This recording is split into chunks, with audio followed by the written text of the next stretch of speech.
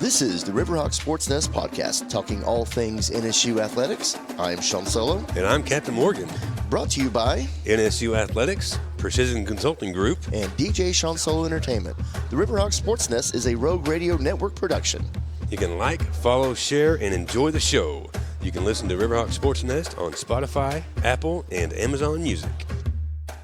Hi, this is your Riverhawk softball team. My name is Charlea Cochran. I'm Macie Sawney, and we always listen to Sean Solo and Captain Morgan on the Riverhawk SportsNest. Red light, red light.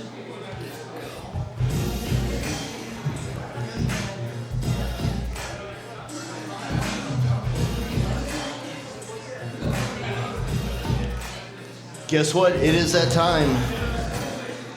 It is Wednesday night. Welcome to episode number 405 of the Riverhawk SportsNest. I'm Sean Solo and my partner, Captain Morgan. We are live here in Emery's Grill in downtown Tahlequah. We want to thank Emery's for hosting our show every Wednesday night at 6 p.m. You can always come hang out, watch the show live, and even ask the players or coaches a question. And we'd like to lead off tonight. We'd like to thank our show sponsor, T&K Construction Company. You can call Tito and Abby Keys today at 918-931-7698. They're proud sponsors of Riverhawk Softball. Yay!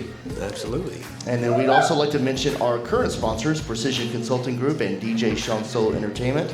The SportsNest is a Rogue Radio Network production. You can now watch the SportsNest episodes on the Rogue Radio Network on YouTube. Go to Instagram and Facebook for the link to all the platforms, and be sure to like and share. The SportsNest would not be possible if it wasn't for our current sponsors and our athletic director, Coach John Sizemore. So the purpose of our podcast is to talk all things about NSU athletics and to be able to contribute a portion of the sponsorships directly to the NSU athletic program. So if you'd like to become a sponsor, we have several packages to choose from. Just reach out and DM us on Instagram or Facebook. And our upcoming schedule for next week, we've got, we still got some ball going. We got Coach G on next week with a couple players, as long as they don't reschedule some games. Not sure how it's going to go. And then the week after that, we're off because we're going to Rogers State to watch a couple of basketball games. Yeah, we're trying to do a special thing for that, like tailgating at the event center. Is it not happening? Yeah, we can cut that part. Oh, well, fine. So then we'll be on the road and disrupt Rogers State information and be rowdy at them like they were at our house. Yeah, we were looking to get in a couple buses to go up there to kind of help out, because they were very rowdy in our house. But they came to our place when we didn't have, it was a break, so we didn't have a lot of people there. But they brought people in. So we're trying to bring people back, which we are. We're not busting them up. We're just going to have them go up there. Well, shall we start the show? Now we got all the business and paying bills out of the way. Yes. Well, today we've got our wonderful softball team on. So, William, take it away. Well, Coach Rhode, 4 times. This is the 4th time. Congratulations. You're internet famous. About that. Internet famous? Yes. She's always so damn nervous when she's on the show. She's already hit me up like, what questions are we gonna do? Yes. I'm like, we're diving deep.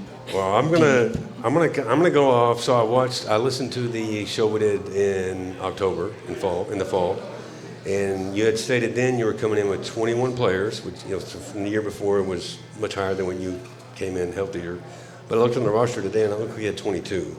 Did you add somebody? Yes, at semester we added Olivia Brown. She's a middle infielder, freshman from the Collinsville area. Okay, Very good. So that's pretty good. The other thing you stated that you had 6 deep on pitching rather than coming in with 2. So just tell me how that's changed the play this year starting out. I mean, you're 500 already, so I mean it's started out pretty strong compared to last year. So just tell me what that's done for you. Yeah, I think it's just made everything easier. We're able to be more competitive in practice. We can scrimmage, we can go live a lot, which I think has helped our hitting all the way around. In the weekends, we know when one pitcher is starting to kind of fall off, we have someone right there to pick them up. All of our pitchers have done a really good job when they have to come in, trying to mix up our starters too, give them all a chance to start, all a chance to come in and close. So it's the complete opposite of last year's problem where I'm like trying to figure out how to keep those two alive. I'm like, how do I get all the kids enough time now? So I'd way rather do this every year than the opposite. So yeah, that's been more the challenge now, is just getting everyone time to see where they fit in our pitching roster now. Have you played double headers this year? I haven't really. Yeah, so most of our tournaments we usually play 2 games, so kind of helps, but when you have 6 and you're only playing some weekends 4 games, doesn't quite give you the options. And last weekend too, like Gracie and Mad Dog both threw 7-inning games where they were just on fire. So you don't pull them out, you don't take them out when they're, shutting it down. I want to give them the chance to fly and go. And so if I take that away from them when they were shutting the teams down, can't do that. So hard to kind of balance that in retrospect, getting enough time versus last year. I'm like, how do we put someone else in here? Because I feel like your arm is probably hanging down by your leg. That's what I remember last year. Jello. I think there was one point where Mad Dog was pitched one game, and then the second game, Cochran came in and relieved, and then Mad Dog had to relieve her. In the second game, it was like, that's not how that's supposed to happen. So this year, much better. I'm very pleased with that. All last year, all I saw was Mad Dog was her shoulder was down here. It was like 2 feet longer than where it's supposed to be. Yes, that's where last year it was just hard. We'd get in game 1, it'd be really competitive till about the 5th inning, and then we'd slowly start to decline. We're usually bring in a closer, but then we really didn't have a closer because it's your next game starter. So then you bring them in, but then by the 4th inning now in the next game, they're like, I'm tired. And you're like, okay, this one's already thrown 5 innings, and now rested for an hour and a half, played middle infield, and now I got to bring it back in. So I'm like, you just can't do that with them. That's just an impossible ask to keep continually doing it, like week after week. It would be different if it was one weekend, but that was from beginning of March, almost our whole conference was doing that. Oh, yeah. So it's just hard. You want to be competitive, but you can't kill either of them by having them throw 500 innings. So can't do live during the week at practice, can't do any of that. Where this year I'm like, we got 6 of you. I'm like, we can get, some weeks I'm like, okay, well, you're going to have to go live 2 days in a row, because I'm like, I can't have a 5-hour practice to get live in, so every pitcher can throw to at least 2 or 3 innings worth of batters. So it's almost been the opposite struggle, and I will take that every time. Well, before I kick to Sean here, one of the things that we had done this year, we seen a practice or two of y'all practicing, and we were impressed with pitchers being in and throw the ball. So we just saw in practice some heat being thrown. So obviously with your record and what's been going on this year, it's coming together. So that's good to see. Yeah, we kind of touched on it a little bit, but now you've started your full season, or second season as head coach, and you've gotten off to a decent start, 500 4 with some impressive output on the offensive side. What's different about this team and the philosophy that you'll be able to build on and dominate during the season? I know we talked about you've got more of a roster, more options to with pitching and stuff like that, but what are some of the other things you're going to be working on? Just that we were able to give them, I feel like, a more well-rounded year. So our practices now in the spring, I think they can kind of see Mondays, when we get back, it becomes more about mobility, getting back into the movement, kind of breaking off the soreness. Usually Tuesday, Wednesday are our days we're going to go hard during the week, because normally if we have a midweek, they're going to be Tuesday or Wednesday, so we try to follow that pattern. Wednesdays, we also try to have a mental day at the beginning of practice, bring everybody into the locker room, always try to queue up some videos, just some things to get them pumped, or it was something we struggled with mentally last week, things to overcome. Go over itinerary too, so we just feel scheduled and ready for the week. And then if we do have any scouting reports on the teams we're playing, that's when we kind of have video, things like that upgoing. Thursday, we try to stay hard with whatever we're doing hitting. I don't like to go relaxed right before game day or too much feel good, because I feel like if you're just hitting front toss and going easy, and then you see a pitcher tomorrow who throws 65 miles per hour, you're so stuck in the feel good and long swing, we're not ready for that. So I think we've kind of find more of a balance this spring and just throughout the year, having a balance together, a more full mindset. We got to start from beginning to end this year, which I feel like is a huge difference. where last year they kind of went up and down with that because came in halfway through the fall. Sizemore did a great job helping when he could. My GA when she had to run it, so they just never had consistency throughout the year, and then we had such a small roster from just not having time. So this year, just like keeping things consistent, finding a schedule, so you learn how to work through those things. What have you learned about, last season? So I don't want to say it's like a wash, but it was so much turmoil with the injury bug and coming in halfway through, and now you've got a deep roster, or deeper roster. What have you learned about yourself as a coach on how you're handling things and how going to your second full season? What have you learned about yourself, basically? Just being open with the kids, that saying you don't know the answer is not a bad thing. I think last year, just always trying to have an answer, it's not always right. So this year, this weekend, I had to tell them, I was like, this is all I know, because our schedule, just like we talked about baseball next week, unsure of scheduling. I'm like, this is what I know right now. I let you guys know as soon as I know things, but just being more open with them, I think helps. And I think, like I said, just having a similar mindset. We brought in a lot of new kids, so we were able to build the team together on a mindset. Where last year we had a lot of returners where nothing was wrong with that, but they already had a mindset, and then our newbies had a different mindset, and it just didn't mesh well. Where this year I feel like we are all kind of on the same page. There's one goal we're moving for here. We're not trying to do this and that. Everyone wants to work together. So I think that has kind of helped me realize too is how to kind of narrow that down so we're finding the same page and goal. Good answer. See, that wasn't so bad, was it? I don't know. Sometimes my brain and mouth don't line up. Well, we've got we do have, obviously we got Coach Rhode, but we now have a couple of our players with us. So we have got, I'm getting everything queued up here. We've got Macie Sawney, senior outfielder from Stillwell, Oklahoma. See? And fans. I didn't have to use I shouldn't have used the soundbite for it. Yeah. And we have freshman infielder Charlea Cochran. Yay. So now we can shift gears and talk to y'all. Yeah, we got some local favorites here, so Local favorites. very good. It's good to see both y'all's parents here, so thankful for that. Good support, and that's being local, Stillwell, Tahlequah. So you had that option to have your family supporting you, so that's pretty cool. I'm going to kick off with you, Macie, since you're the senior here. Now, last year you led the team with Stills with 10, and this year you've got 2 so far. So is that? I'm going to ask you 2 questions here, and you can answer them kind of how you want to. So on the Steels, is that one of the goals you're looking forward to leading on the team again this year? But you also had 10 ribbies last year, and you've already stacked up 5 in 6 games this year. So talk a little bit about both of those things and how your game is here. Yeah, so with the stealing, I didn't come close to my goal I had last year, which it was a pretty, like Coach Rhode said, with having I was a newbie last year because I was a junior college transfer, and having my mentality coming in maybe didn't match some of the returning mentalities coming in, and that's where we clashed. So it was really hard for me to find my spot on the team, which ended up in a struggle for me at the plate.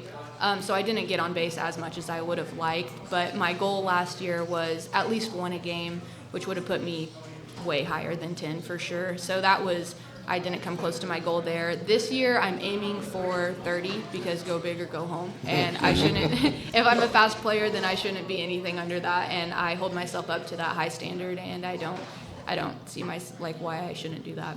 And then with the RBIs, I have found a role on the team that is, I'm not necessarily a power hitter. I don't know if you guys have come to our games. I didn't see any home runs on the stats. So No. In the park if we get lucky, but not any out of the park. Good on base percentage though. That was good though. Yeah, I try to do good there. With the RBIs, I need to find my role on the team for getting other players moved around the bases, rather than getting up there and thinking, oh, well, I want my first career home run. I need finding another way to support my team, and maybe that's a double to a gap or something with somebody on base in front of me. So I'm trying to up those numbers too, and just to help out the team. Is that one thing with the stealing? Is Rhode, are you giving her more the green light when she gets on base to start running? That was kind of one thing I was asking about philosophy, about if you guys are going to be running more on the bags. Yeah, there's a few I have kind of given a green light. We've talked before game where kind of what we call hot signs, or I kind of give them a little bit more freedom, that I'm okay with them being a little more aggressive. I have a couple others who I would say, let's wait for that steal sign, and that's okay. But for someone like Macie, that's what I want, is her to just get on. It's not always about like knocking the ball far. She's fast, so once she gets on, you create havoc there. That people have to worry, if I bunt, can they get her out, or if she runs? They have to always kind of be on hand. She's also pretty smart on the bases, so then if teams aren't paying attention, it's not always a stolen base, but she's pretty good about taking that next extra base when we can. All right, Macie, I'm going to go back to you. So one of my questions was talking about the difference between this year and last year, but y'all both between coach, and you covered that one pretty good. So, but you did mention you were at Crowder. So let's talk about the difference between being at JUCO at Crowder and then being at NSU as a Division II player, as far as the pace of the play or the players. Just tell me about some of your experiences regarding that. Yeah, so there were far less rules at Crowder. So we were having like, I don't know, 5-hour practices sometimes. It was a lot, but I think that gave me a sense of grit and stuff to bring over here to this place that I'm at. And like I said, last year with that dynamic, we kind of struggled. But this year, I'm able to give what I learned at Crowder into our team that we have this year. And so hopefully teaching like the newcomers and the younger girls, because we do have a lot of younger girls on the team, hopefully we can instill that into our culture and just like create a better culture for NSU and stuff. Because I did come in, and with the coaching change and stuff, it was kind of slow at the beginning because it was just figuring everybody out and everything. This year has been a complete 180. We have flipped a switch, and it's super exciting. Like, we have just as much willpower, and everybody wants it this year. And so I'm kind of seeing more of what I've seen at a JUCO, because you hear the term JUCO bandits, because everybody, like, whenever you go to a JUCO, you're a different breed whenever you leave. And so bringing that into this program is really exciting, and I hope that can take us a lot further than where we were last year. And it already is so far. And that's a perfect segue, because we mentioned that the team is young. You've got 10 freshmen on the roster. And, of course, we always ask this about the seniors.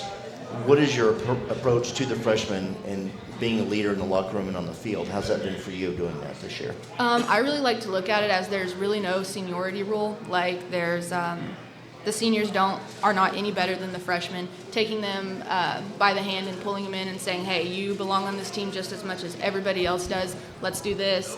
Teaching them by example, for sure. Making sure that we're good leaders and showing them what they should be doing and what we expect and the standard of the team. So just taking them by the hand and saying, come on, you're going to do this. Like, we're not babies anymore. Every single one of us are here. Every single one of us we're in it to win it. So. Is she a team captain?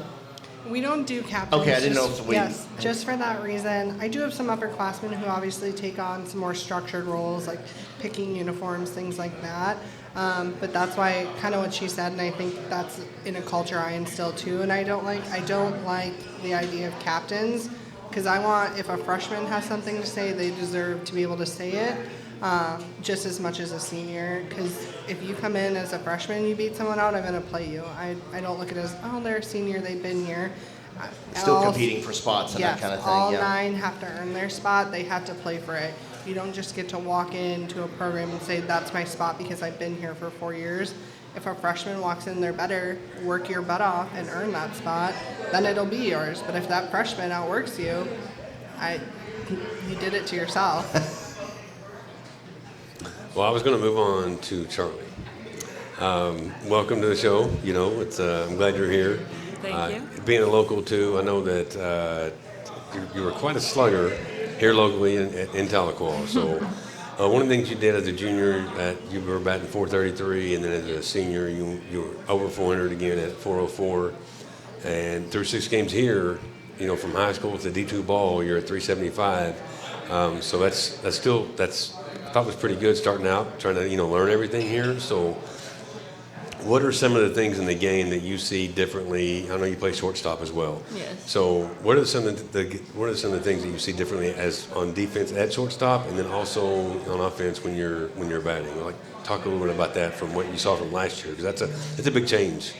It is, but I also played travel ball a lot, so a lot of those pitches I did face 2 years ago, 3 years ago. I'm facing them now, but I was always ready. I always liked faster pitching. I like balls that can move. I liked having a challenge, especially being a senior. Like at Tahlequah, like I had to pick up a lot of the freshmen and sophomores that thought they couldn't do it, and I had to show them, like, we can do this. You can do it. And then, in college, obviously the ball moves faster, the game's faster, but we just have to. That's not funny, Rhody, quit laughing. Have the pitches been? You said you were facing a lot of the same pitchers, so obviously they probably got better through the years. But it's pretty much the same thing you've been seeing. Yes. They still have the same tendencies and that kind of thing. So. Yes, it's the same mindset as a couple years ago. Like, I'm going to go in, I'm going to hit the ball, I'm going to do my job, I'm going to try to get on base. And if they beat me, they beat me. But I'm not going to back down from it. Well, this is another good segue, because I want to ask both of y'all this. So you said you've seen these pitchers and you know what kind of pitch you like. What is the pitch that gives y'all the most trouble? Rise ball.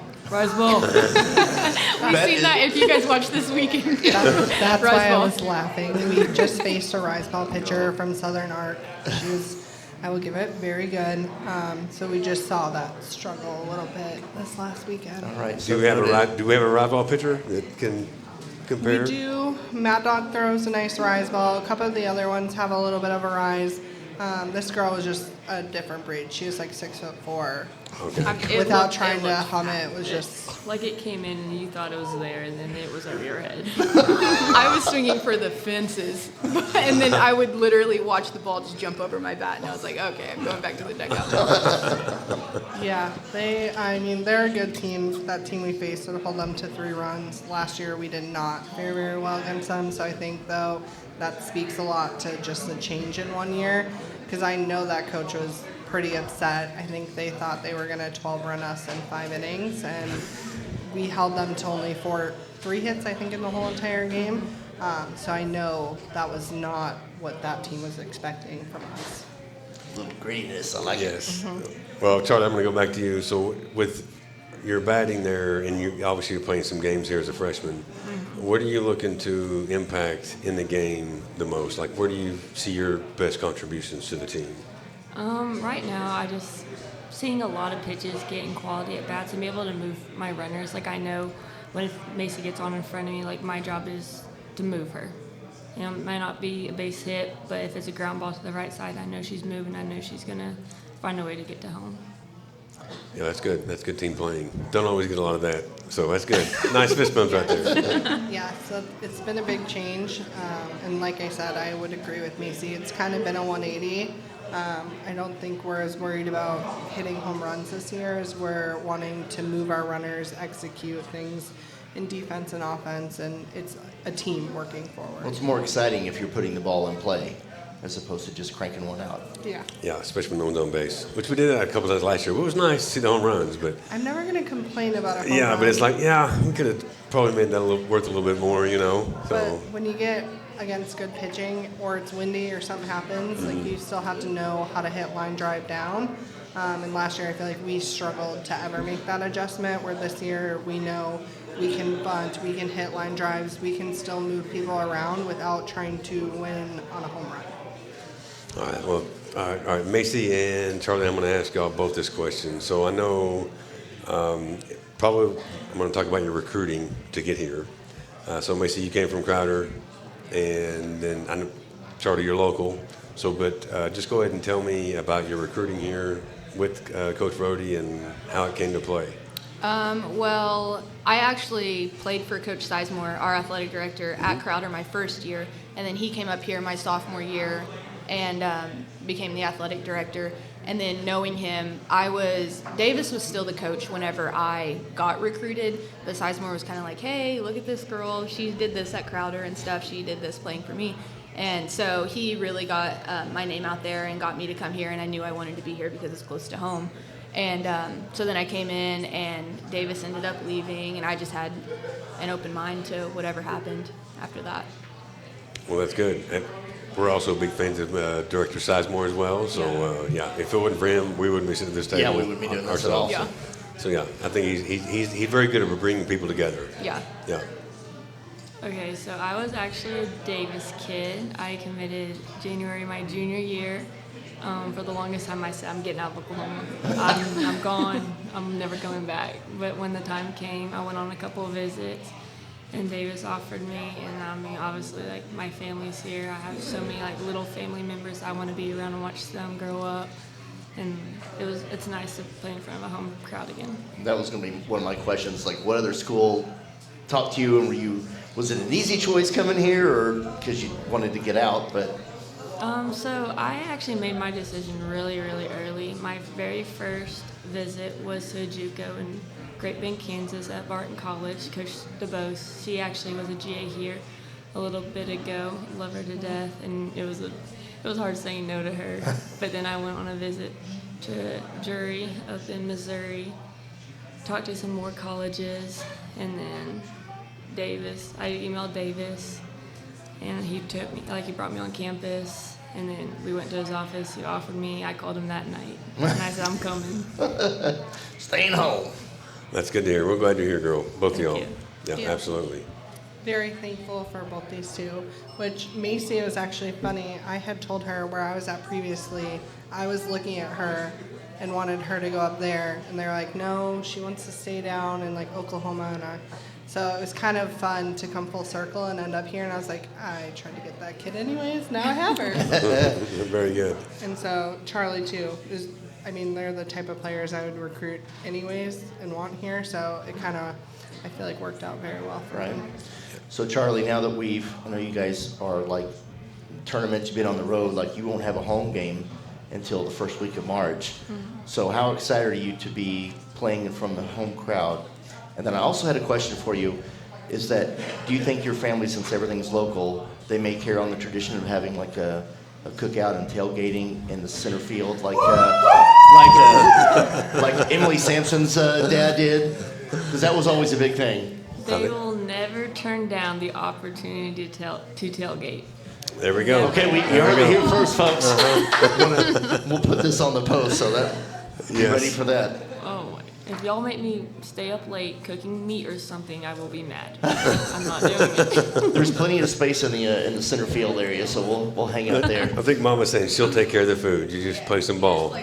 Yeah, that's right. That's right. Yeah, just play some ball. So. Well, Captain, what do you think? I want to talk about the experience at home too. It's nice to have locals come out and play. They can bring the support, get everything going. It makes a difference. You got Sean. I'm on the PA. You got probably messing most of the names up. This year I'm going to get much better because I'm a little more experienced.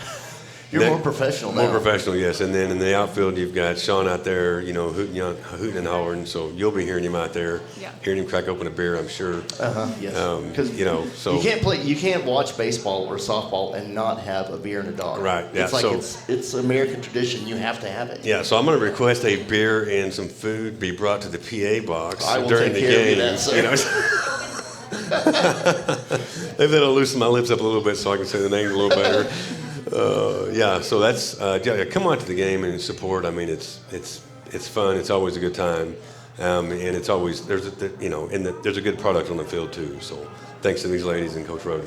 Well, when I was doing my research on you, Macie, so I'm already a fan because you wear number 10. Yeah. 10's the number. That was my number all through school. So yeah. That's what's Oh on my our. God. Yeah. Yes. Yeah, That's we gotta came be up with good the new luck or logo. something. Yeah, I had to do it. So I've already got basketball jerseys and football jerseys already made with number 10 on it. So Sounds like you need to support my NIL then and buy a number 10 jersey. Good sales pitch. Yes. I was checking that out the other day. Really, I haven't really checked out that website very much until last week. And you can do individual players for each sport. Yeah. The blankets, like all kinds of stuff. So it's Okay. there's lots of stuff to check out there. You can go to GoRiverhawksGo.com and check it out from that webpage, and definitely support our players. I'll add another number 10 to my jersey. I'm going to have to get another closet, though. These jerseys are stacking up fast. Well, all right. Shall we go to our fun episode for segments now? Yeah, let's have at it. All right. So, this first one, we got 2 different segments to kind of help get to know y'all a little bit better. This first one is called the Sean Solo Trilogy. Obviously, I'm a Star Wars fan and that kind of thing. So I'm going to ask you 3 questions. There's no right or wrong answers, just to help get to know y'all. They're not Star Wars related. Okay. Just call the segment that. So, question number 1. What is your walkout song this year? Summer Love by Justin Timberlake. Nice. Run Your Mouth by Gavin Adcock. Okay. Well, there we go. They know. They know right away. Okay. Nice. Is that what's going to go down this year? You've already picked those out then? We had to have them submitted last week. Okay, good deal. Okay. All right, question 2. Who is the jokester or prankster on the team? Maddie Messenger. I'm thinking you. You That's a pretty good little duo, though. You and Messi. Coach is laughing. Why are you laughing, Coach? Coach can be the It tiebreaker. depends on the day Okay. or what we're doing. But I don't know if we've had Maddie Messenger. Oh yes, on here. that didn't surprise me at all. Yeah. But it depends on what we're doing. Because Macie over here, if we're getting competitive, you gotta watch her. She'll get you. She'll get you. You look so sweet and innocent. I was like, no. She's causing trouble then? Oh yeah, it depends on the day. They're all harmless, fun pranks, but Sure. if I could make up probably Macie, Messi, or Drew. Oh yeah. Yeah, that's a good one. Drew in the outfield. If you listen to her, I can just hear her now, and I'm like, oh, Drew. Like She needs to be mic'd up. She does. When we're just like playing, if someone's pitching, she'll be like, hit the ball. What are you doing? I'm like, I Well, can't. noise talking's always supposed to be there. Oh, she is. And she's the chant, the free AC. That got her last year, and now that is her chant on everyone if you swing and miss. Free the AC. Free AC. Free AC. I like it. Okay. I might call that from the PA box one day. It'll get in trouble. You'll probably get. I've been in trouble before, so it doesn't matter. Yeah, he did a whole Bob Uecker last year at the baseball. Just a bit outside. Tried the corner and missed. Had the mic on. And the mic was on, Everybody heard it out there. including the umpire. Blue turns around and looks at me, and I'm like, oh, it's off. And he goes, no, it's not. So, yeah, last game of the year, I thought I was fired after that one. I was like, oh, they're not going to bring me back. They brought you back But for they're basketball bringing me and back. football. Yes, and they're bringing me back this year. So I can throw some of that stuff out there and be like, oh, I thought the mic was off. Just put it on the live stream one. Have it going on there. That's Ori, yes. Yeah, that's Ori. He'll do that. No, Ori, he's FCC regulations, all that good stuff. Yeah, I can only do those when I'm being babysat by Ori because they don't trust me on the mic. I feel like you can talk Ori into that a little bit. Just give him a fireball shot. We determined that. All right, last question of the trilogy. What is your favorite cheat meal or snack? You guys go first. Coach Rhode, you're up. Let me think. Moe's is my favorite cheat meal. Anything from Moe's. I'm not sure what Moe's is. It's like a keto bar Chipotle. Okay. They have one over in Bentonville. Okay. Ah, all right. Okay.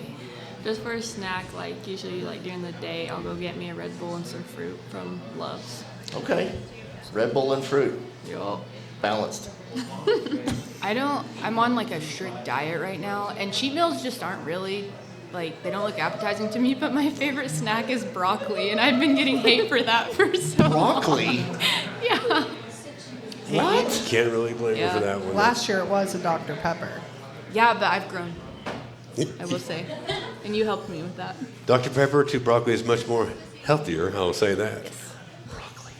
Okay. Well, there you go. There are your answers, folks. All right. Now, Captain. All right, we're going to go to the next segment is Walk the Plank with Captain Morgan. Now, I'm going to ask you one question, usually morphs into a couple more, but I'll ask you a question. If you get it right, you get to stay aboard on the ship and have a rum and Coke or a Coke for you. Rum and Coke for you or Coke for you, since you're pretty sure just a Coke, no rum. Well, we can't encourage any alcoholic drinking, so figuratively speaking. Figuratively speaking, always. But if you get the question wrong, you've got to walk the plank and hope you can swim.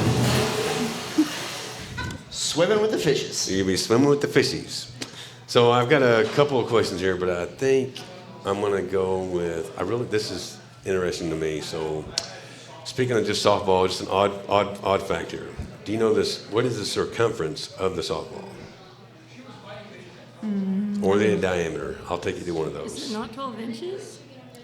Who said that? Me. Oh, well, yes. Oh, okay, cool. Hey, there you go. Welcome aboard. That was a trick question. Is it not 12 inches? I was really picturing it in my mind. And going, Okay, bonus question then. How about the weight? Or what's the diameter? You said the circumference is 12 inches, the diameter. I never paid attention in math in middle school. Okay, so it's 3.8 inches in diameter. But how much does it weigh? Now, for those of you that can't see, they both stuck their hands out and they're trying to wait. They're imagining the ball in their hands and raising it up and down. So, kind of humorous. I think they're asking you. Oh, no. Now, this is for both of you. That's for y'all. Depends on whether or not you're swimming or not. Yes. 1.5 pounds.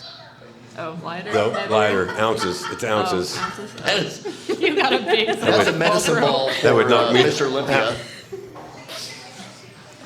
Ounces. We'll go with ounces. Okay, so no, we're good. I'll just go ahead and tell you there. It says that on average they're between 6.25 and 7 ounces. Just for you to know. So, very nice. The more you know. The more you know. Well, I guess Macie, you weren't confident in her answer, or were you confident? Are you right on her first answer or not? I'm confident in everything she does. Did you know the 12-inch circumference was? Well, I knew it after she said it, and it's like Okay. a duh. But I was literally measuring like this in my head, and I probably would have said something wrong. I'm just trying to hit the ball. Throw it. That's what I'm not good at that's what I'm tests. trying to do. I don't care about the You're going to be in center field listening to DJ Sean Solo this year, talking Oh, some yeah, smack we out have the there. beer and the hot dogs going. I'm talking We do. noise. Yes, we do. Yeah. So that we won't. So for softball, we're actually not this year, but we're looking at maybe bringing on some alcoholic beverages to be sold.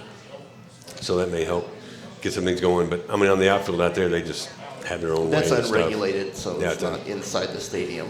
Yeah. Because right if you've been now to the we just baseball have some games and food. on that right field wall, ooh, that's the place to be. You can be behind the anymore. dugout and all that stuff, that right field side.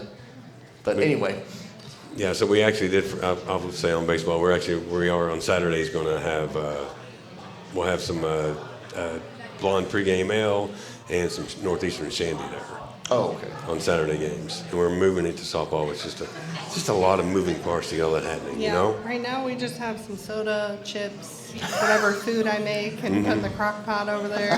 So food truck, we're looking at getting a food truck over there, working on building that experience, and actually just a little bit of preview. There'll be some games where we shut down the road right there. Yeah, I think they were jealous this last fall when I made the walking tacos. Now they have to bring food. All Do you right. have to bring food? No, like RAD. When I brought the walking tacos, they were a hit this fall. Are you going to make us pay for them again? No. You guys had food in our locker room. Those were for people to buy. Well, I don't know. She said something about she had to pay for food. Yeah. So that's one thing I was looking for at the NSU Athletics.